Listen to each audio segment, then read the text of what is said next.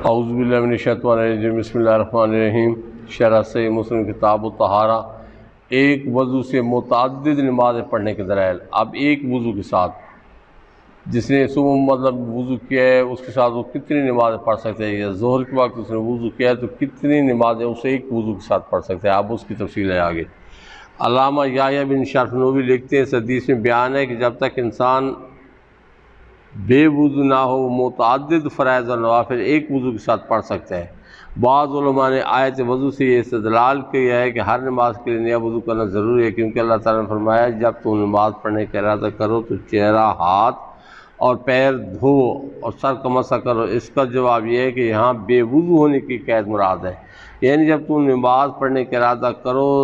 درآں حالیہ کہ تم بے وضو ہو تو چہرہ، ہاتھ اور پیر دھو اور سر کا مسح کرو۔ اس باب کی حدیث کے علاوہ جمہور فقہاء کا استدلال حسب ذیل احادیث سے ہے۔ نمبر ایک، امام بخاری نے حضرت انس رضی اللہ تعالیٰ عنہ سے روایت کیا ہے کہ رسول اللہ صلی اللہ علیہ وسلم ہر نماز کے لیے وضو کرتے تھے، اور ہم میں سے کوئی شخص جب تک بے وضو نہ ہوتا اس کو وضو کافی ہوتا تھا۔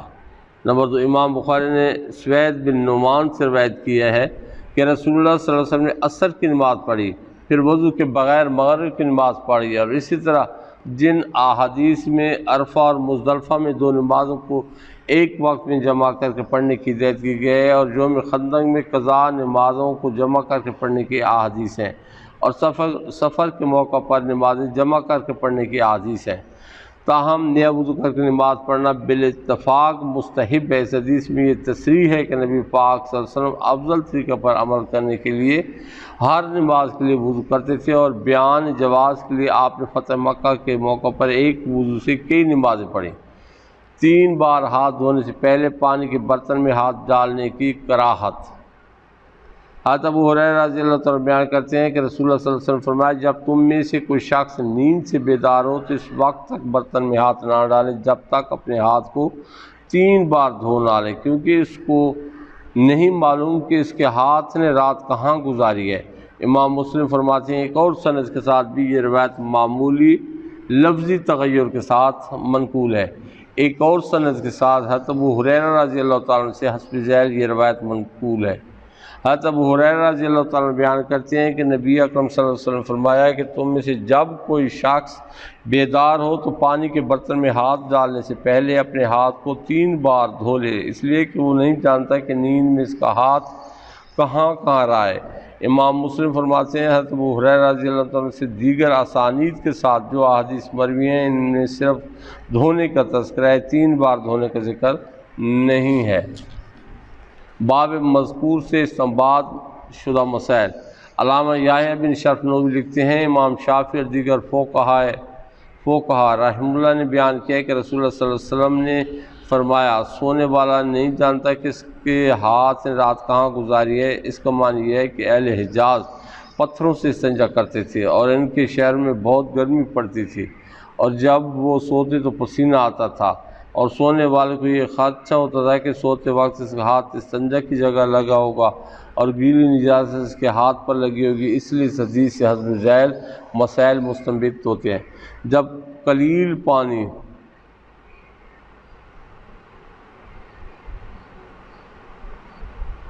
میں تھوڑی سی نجاست بھی گر جائے تو پانی نجس ہو جاتا ہے،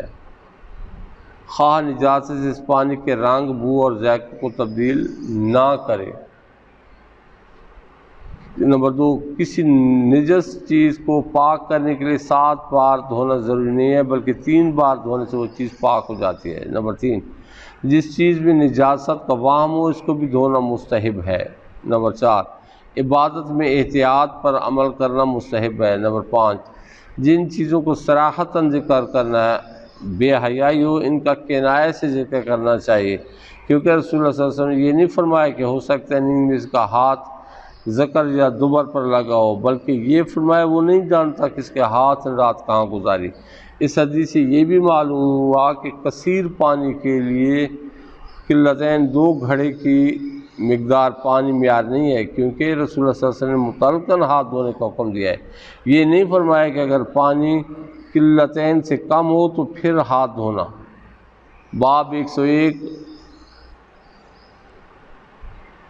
کتے کے جھوٹے کا حکم۔ اب اگر کتا کسی برتن میں منہ ڈال لیتا ہے تو اب اس کو کیسے پاک کرنا ہے؟ کیا برتن کو ضائع کر دینا چاہیے یا اس کو پاک کرنا چاہیے؟ تو کیسے پاک کریں، یہ اس کی بارے میں تمام احادیث مبارکہ ہیں آگے۔ حضرت ابو ہریرہ رضی اللہ تعالیٰ عنہ بیان کرتے ہیں کہ رسول اللہ صلی اللہ علیہ وسلم فرمایا جب تم میں سے کسی شخص کے برتن میں کتا منہ ڈال دے تو اس برتن کو الٹ دو اور اس کو 7 مرتبہ دھو۔ امام مسلم فرماتے ہیں کہ ایک اور سند کے ساتھ بھی یہ روایت اس طرح منقول ہے، لیکن اس میں برتن کو الٹنے کا ذکر نہیں ہے۔ حضرت ابو ہریرہ رضی اللہ تعالیٰ عنہ بیان کرتے ہیں کہ رسول اللہ صلی اللہ علیہ وسلم فرمایا جب تم میں سے کسی ایک شخص کے برتن میں سے کتا پانی پی لے تو اس برتن کو 7 مرتبہ دھو۔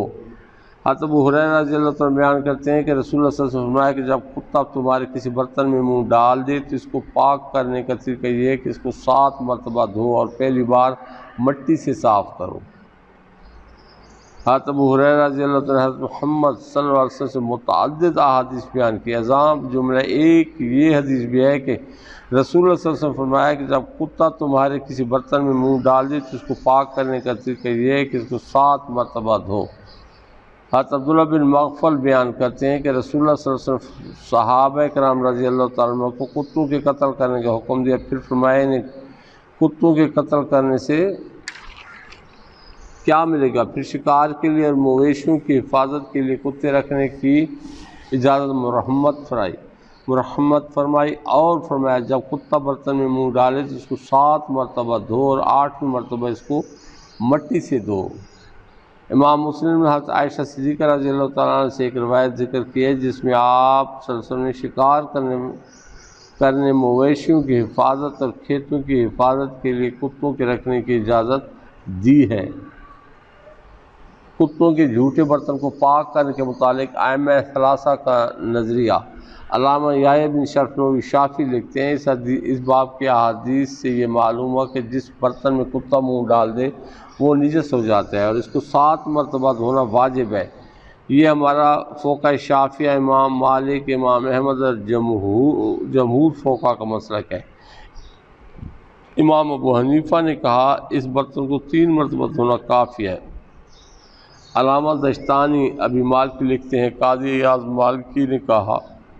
ہمارے نزدیک دوسرے جانوروں کی طرح کتا بھی طاہر العین ہے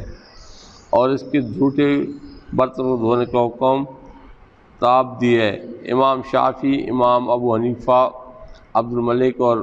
سہنون نے یہ کہا کہ کتا نجس ہے، مگر امام ابو حنیفہ نے یہ کہا کہ اس کے جھوٹے برتن کو 7 دفعہ دھونا متعین نہیں ہے بلکہ برتن کو صاف کرنا ضروری ہے۔ امام ابو حنیفہ کے نزدیک 3 بار دھونا ضروری ہے۔ سیدی قاضی ابن العربی نے لکھا ہے کہ سہنون نے کہا کہ کتا نجس العین ہے۔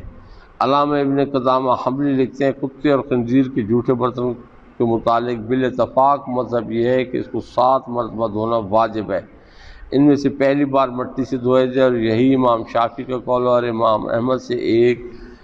یہ روایت ہے کہ اس کو 8 مرتبہ دھونا واجب ہے اور پہلی بار مٹی سے دھویا جائے، لیکن پہلی روایت زیادہ صحیح ہے۔ کتے کے جھوٹے برتن کو پاک کرنے کے متعلق امام ابو حنیفہ کا نظریہ۔ علامہ بدر الدین عینی حنفی لکھتے ہیں فقہ احناف کتے کے جھوٹے برتن کو 7 مرتبہ دھونے کے وجوب کے قائل ہیں، نہ پہلی بار مٹی کے صاف کرنے کے، اور اس کی وجہ یہ ہے کہ حضرت ابو ہریرہ رضی اللہ تعالیٰ عنہ جنہوں نے کتے کے جھوٹے برتن کو 7 بار دھونے کی روایت کی ہے، انہی سے کتے کے جھوٹے برتن کو 3 مرتبہ دھونے کی قولاً اور فعلاً روایت ہے، مرفوعاً بھی اور موقوفاً بھی۔ ان کی تفصیل یہ ہے امام دارقطنی نے سند صحیح کے ساتھ حضرت ابو ہریرہ رضی اللہ عنہ سے روایت کی ہے، انہوں نے کہا جب کتا کسی برتن میں منہ ڈال دے تو اس برتن کی چیز کو گرا دو، پھر اس برتن کو 3 بار دھو۔ شیخ تقی الدین نے امام میں کہا اس حدیث کی سند صحیح ہے۔ نمبر 2، امام ابن عدی نے کامل میں حضرت ابو ہریرہ رضی اللہ عنہ سے روایت کی ہے کہ رسول اللہ صلی اللہ علیہ وسلم نے فرمایا جب کتا تم میں سے کسی کے برتن میں منہ ڈال دے تو اس برتن کی چیز کو گرا دو اور اس کو 3 مرتبہ دھو۔ اس حدیث کی سند پر جرح کی گئی ہے اور علامہ عینی نے اس کا تفصیل سے جواب دیا ہے۔ امام طحطاوی نے کہا ہے کہ سند صحیح کے ساتھ یہ مروی ہے کہ حضرت ابو ہریرہ رضی اللہ تعالیٰ عنہ کتے کے جھوٹے برتن کو 3 مرتبہ دھونے کا حکم دیتے تھے، جیسا کہ دارقطنی کی روایت میں ہے۔ اسی یہ معلوم ہوا کہ 7 مرتبہ دھونے کی روایت منسوخ ہو گئی، کیونکہ 7 مرتبہ دھونے کی روایت کے راوی حضرت ابو ہریرہ رضی اللہ تعالیٰ عنہ، اور راوی جب کسی روایت کے خلاف عمل کرے یا اس کے خلاف فتویٰ دے تو پھر یہ روایت حجت نہیں ہے، کیونکہ صحابی کے لیے جائز نہیں ہے کہ وہ نبی پاک صلی اللہ علیہ وسلم سے کوئی حکم سنے اور اس کے خلاف عمل کرے یا اس کے خلاف فتویٰ دے، اس سے اس کی عدالت ساقط ہو جائے گی، اور ہمیں حضرت ابو ہریرہ رضی اللہ عنہ کے ساتھ یہ بدگمانی نہیں ہے، اس لیے ماننا پڑے گا کہ 7 مرتبہ دھونے کی روایت ان کے نزدیک منسوخ ہو چکی تھی۔ اب یہاں پہ جو لیٹسٹ ریسرچ ہوئی ہے کہ کتے کو جو ہے نا برتن میں منہ ڈالا گیا، اس کا پھر اس کو مٹی سے صاف کیا گیا، پھر اس کے بعد اس کو جب دوسری دفعہ دھویا گیا، مٹی سے دھو کے جب اس کے اوپر لگا دی دوربین، تو پھر جب اس کا دیکھا گیا تو اس میں جو جراثیم تھے کتے کے وہ کم ہو گئے تھے برتن میں، پھر اس کے بعد دوسری دفعہ جب دھویا پھر اس سے بھی کم ہوئے تھے، جب تیسری دفعہ دھویا تو بالکل معمولی سے کوئی تھی، یہ تیسری دفعہ ختم ہو گئے تھے، لیکن اس کے باوجود انہوں نے بار بار اس کو دھویا تو کتے کے جراثیم اس کے بعد بالکل نہیں تھے۔ یہ آج کل لیٹسٹ جتنے اکوپمنٹ آئے ہیں تو اس میں جو ہے نا جو کلوز اس کو سرچ کرتے ہیں جراثیم تک کو، تو ان کے ساتھ اس حدیث سے مبارکہ کے تحت کتے کے برتن کو اس طرح چیک کیا گیا، اور الحمدللہ میرے آقا پاک صلی اللہ علیہ وسلم نے آج سے 1400 سال پہلے جو فرمایا تھا وہ انہوں نے ثابت کیا ہے، کہ بالکل اسی طرح ہی ہے۔ تو اس وقت تو کوئی دوربین نہیں تھی، بس یہ آقا پاک صلی اللہ علیہ وسلم حکم تھا، جو آج سائنس بلکہ بہت ساری احادیث مبارکہ ہیں جن کو آج سائنس اور لیٹسٹ جو اکوپمنٹ ہے وہ اس کو ثابت کر رہے ہیں کہ جو آپ نے فرمایا تھا وہ حق ہی فرمایا تھا۔ آگے انشاءاللہ کل جو ہے نا ٹھہرے ہوئے پانی میں پیشاب کرنے کی ممانعت، یہ انشاءاللہ کل ہوگا، وما علینا الا البلاغ المبین۔